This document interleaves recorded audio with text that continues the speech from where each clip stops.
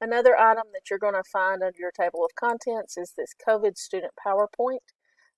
Again, I mentioned it earlier in a previous video. If you're watching them in order, you've probably heard a little bit about it.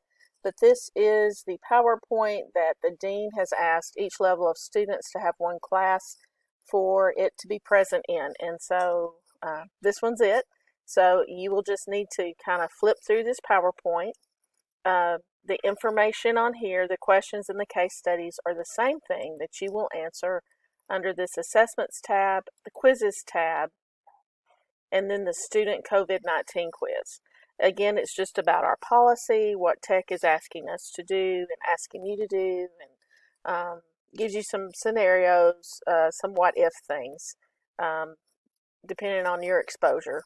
So if you would please just do that before you come to class on Wednesday morning. Again, we're going to look at those to make sure you've done those, since it is a request of the dean, just like we're looking at the academic misconduct statements that you're signing, saying that you're going to abide by that.